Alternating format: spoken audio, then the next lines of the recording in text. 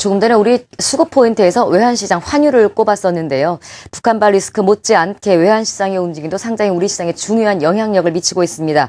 오늘 마켓 인사이드 KB투자증권 문정희 이코노미스트와 함께 시장 상황 점검해 보겠습니다. 스튜디오 나와 계십니다. 어서 오십시오. 네, 안녕하십니까. 안녕하세요. 네. 일본에서 통화정책회의가 열리고 있어요. 추가 양적 완화 정책에 관한 이야기, 전 세계적으로 지금 어떤 결과가 나올지 주목을 하고 있는데 연구원님께서는 어떤 전망 갖고 계십니까? 예, 일단 어제하고 이제 오늘에 걸쳐서 BOJ에서 4월 통화정책 회의가 개최될 예정입니다. 네. 이미 개최되고 있는 부분인데요. 이제 특이한 점은 이제 일본은행 같은 경우에는 매년 4월과 10월에 두 차례에 걸쳐서 통화정책 회의를 하고 있습니다. 예를 들어서 이제 4월 초하고 10월 초에 BOJ의 이제 반기 보고서가 발표될 예정인데요. 통상적으로 이번 주에, 그러니까 오늘 개최되는 부분은 BOJ의 반기 보고서가 발표될 예정이고, 그에 따라서 추가 양적 완화 이런 조치들이 발표될 가능성은 매우 낮습니다. 네. 만약에 추가 양적 완화나 이런 이제 추가적인 조치가 발표된다면은 다음에 이제 개최될 4월 26일 날 BOJ 통화정책에서 개최될 예정이고요. 오늘 발표될 얘기는 아마 일본 경제의 경기 상황과 그리고 향후 일본 경제의 전망 그리고 기준금리에 대한 조정인데 실질적으로 기준금리 같은 경우에는 제로금리 수준이기 때문에 크게 변하지 않을 것으로 보고 있기 때문에 오늘 이제 추가 양적 완화가 발표될 가능성은 상당히 낮다라고 보시면 되겠습니다. 일단 양적 완화에 대한 언급의 가능성도 낮게 보시고, 그렇다면 우리가 우려하고 있는 엔화 약세에 대한 부분도 조금은 걱정을 덜어도 될 것도 같은데요. 단기적으로는 어떤 결과가 나오든 기조적으로는 엔화는 약세 쪽으로 갈 것이다라는 큰 전망들은 여전히 시장에 변함없이 나오고 있습니다. 여기에 대한 해석은요? 네, 일단 엔화 약세 부분에 대해서는 일단 미국의 달러화가 엔화 약세를 용인하는 부분이 있는데요. 그래서 그에 따라서 이제 엔달러 환율도 94에서 96의 낮은 이제 박스권 흥보를 보이고 있습니다. 엔화 같은 경우에는 이제 펀더멘탈 측면에서 봐야 될 부분이 있는데요. 우리가 이제 이론적으로 이제 환율 전망 예측할 때를 보면은 이론적으로는 내외 금리 차나 경상수지, 실질 실환율 이런 것들이 있지만은 실질적으로 미국의 달러화와 일본의 엔화를 볼 때는 재정 수지의 격차를 볼 필요가 있다라 보고 있습니다. 그래서 지금 현재 미국과 일본의 재정 수지 격차가 대략 한 4% 포인트 내외로 좁혀져 있는데요. 이것이 이제 시간이 가면 갈수록 미국 같은 경우는 재정 수지가 어느 정도 개선이 되지만은 일본 같은 경우에는 전반적으로 개선될 폭이 적어지기 때문에 엔화는 상대적으로 약세로 갈 필요가 있다라 보고 있습니다. 근데 그 수준 같은 경우는 매우 완만하게 갈 것으로 보고 있고요. 대략 2017년 정도까지 본다면은 재정 수지 격차가 5% 내외 포인트 예상이 되기 때문에 대략 한 100엔에서 110엔 정도. 그러니까 올해 같은 경우에는 95에서 96엔 정도가 적정하다라고 보고 있습니다. 그래서 지금 수준에 비하면은 연말까지 봤을 때는 엔화 약세가 크게 이제 올라갈 가능성은 좀 적다라고 보고 있습니다. 크게 올라갈 가능성은 없지만 그렇더라도 기초적으로 조금은 더 약세가 이어질 그렇습니다. 가능성을 열어두고 계신 것 같네요. 어제 보니까 전경련에서 발표한 자료에서 엔화가 얼마 정도 하락할 경우에, 그러니까 가치가 더 하락할 경우에 우리나라 수출 기업들의 보고서 영향력 이런 것들 나온 것도 봤는데, 엔화 약세로 인한 한국 경제의 둔화세는 어느 정도로 예상하십니까? 네, 어제 전경련 이제 보고서에 따르면은 엔화가 10% 하락할 경우에 국내 수출이 한 2.4% 정도 이제 감소할 것이다라고 예상을 했습니다. 이 부분에 대해서는 민간 연구소나 아니면 정부 쪽에서도 대략 한 2에서 4% 정도는 줄어들 것이다라고 예상을 하고 있는데요.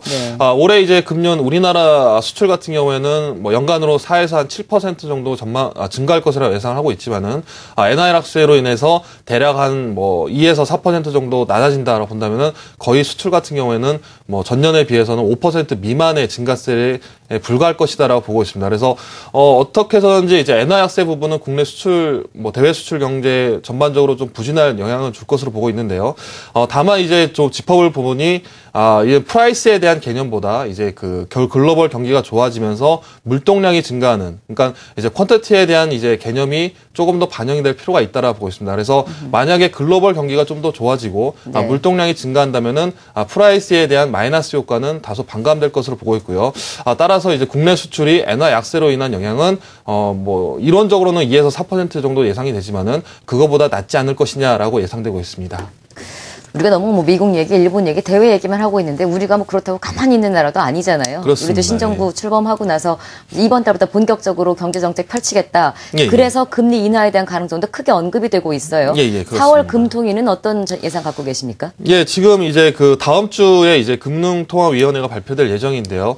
이제 오늘 이제 한국은행에서 반기 보고서를 발표할 예정입니다. 그래서 오늘 보고서에 따라서 아마 경제 전망이나 아니면은 향후 뭐 이제 경기 동향 그리고 경기 전망이 좀 바뀌어질 부분이 있는데요. 네. 일단은 정부에 대한 입장이 좀 난감한 입장입니다. 지금 이제 지난주에 이제 신정부 경제정책 방향에서 성장률을 2.3%로 대폭 하향 조정했기 때문에 하느니 만약에 기준금리를 동결한다면은 정부와 이제 엇박자가 나는 것이 아니냐라고 볼 수 있겠는데요. 예.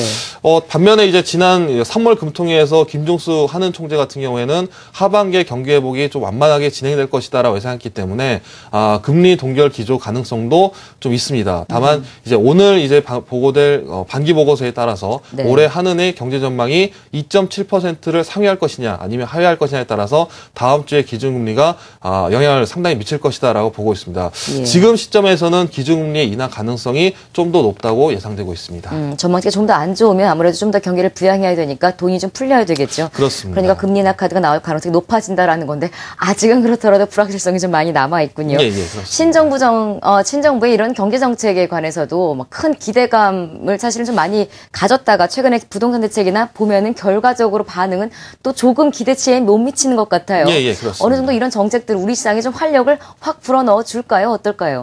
예, 일단 그 지난주에 발표됐던 부동산 대책 같은 경우에는 네. 이번 주였죠.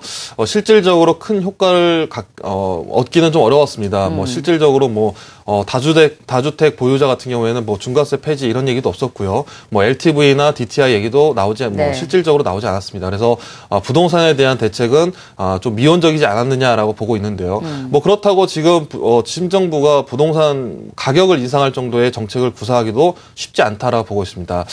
다만 이제 앞으로 나올 얘기는 추경인데요. 추가 경쟁 예산인데요. 뭐 오늘 나온 보고서 같은 경우에는 신정부의 추경이 대략 한 18일 정도 아마 국회에 상정될 것이다라고 예상되고 있습니다. 그렇게 된다면은 4월 말 정도에는 아마 추경이 국회에서 통과될 것으로 보고 있는데요. 대략 추경 예정 같은 경우에는 뭐 GDP 대비 한 1% 수준, 대략 한 15조 원 정도 예상이 되고 있는데요. 이를 통해서 국내 이제 연간 경제 성장률을 대략 0.2에서 0.6% 포인트를 상향시키는 효과가 예상되고 있습니다. 따라서 뭐 신정부가 얘기했던 2.3% 전망치에서 플러스 이제 그 추경의 0.3% 포인트를 감안한다면은 하반기에는 대략 3% 이상의 성장이 가능할 것이다라고 보고 있습니다. 그래서 부동산 대책은 다소 미온적이었지만은 네. 앞으로 발표될 추경 같은 경우에는 분명히 하반기 경기 부양의 효과가 있을 것이다라고 예상되고 있습니다. 네. 마지막 질문 드릴게요. 이제 또 유럽에서도 통화정책회의 열립니다. 유럽 예. ECB의 통화정책회의에서 주목해야 될 이슈도 좀 점검해 보고 싶고요. 예. 또 앞으로 이렇게 여러 가지 정책 이벤트나 뭐 대외적인 변수나 이런 것들이 마무리됐을 때 우리에게 또 어떤 시장 변화를 우리가 미리 좀 알고 대응해야 될지 거기에 대한 답변까지 함께 부탁드리겠습니다. 예, 오늘 밤에도 이제 그 BOJ에 이어서 이제 ECB의 통화정책회의가 열릴 예정인데요. 오늘 회의에서 주목할 부분은 유럽에 대한 경기 상황과 앞으로 유럽 경제가 어떻게 될 것이냐라는 부분인데 지난 3월 ECB 통화정책회의에서는 유럽의 경기 상황이 그다지 좋지 않았다라고 보고 얘기를 했고요. 올해 성장률 같은 경우에도 대략 마이너스 0.4 정도로 지금 전망을 하고 있습니다. 그래서 전년에 비해서 크게 좋아지지 않을 거다라고 예상을 하고 있는데요. 네. 그렇다고 뭐 금리를 조정할 가능성도 좀 낮아 보입니다. 여전히 물가 상승률 같은 경우는 1.7%를 기록하고 있기 때문에 0.75%의 기준금리를 하향할 조정 압력은 좀 낮다라고 보고 있습니다. 그래서 오늘 ECB 통화정책회의는 이런 것들보다는 앞으로 경제 전망에 대해서 ECB가 어떻게 스탠스가 어떻게 변화되느냐라는 주목할 필요가 있고요. 전반적으로 통화정책 같은 경우나 재정정책 같은 경우 글로벌적으로 봤을 때는 양적 완화나 아니면 경기 부양 조치가 계속 진행되고 있습니다. 다만 그에 맞춰서 실물 경기가 회복되는 속도는 다소 느리게 진행되고 있다라고 보고 있고요. 특히 이제 이번 달에 보면은 이제 4월 달에 주목할 지표가 미국의 이제 재정협상 협상 그리고 예산안 심의 이런 것들이 남아 있습니다. 그래서 4월 달에는 다소 정치적 이벤트로 인해서 불확실성이 좀 더 커지는 구간이 될 수도 있다라고 예상되고 있습니다. 네. 이제 3월 경제 지표도 봐야 될 것 같고 미국 정부 예산안 심의 그 계획도 한번 좀 봐야 될 것 같고요. 역시 유럽 문제도로 체크할 이벤트는 남아 있습니다. 시장 환경 한번 현 상황 정보해 봤고요. KB투자증권 문정희 이코노미스트 함께했습니다. 고맙습니다. 예, 감사합니다.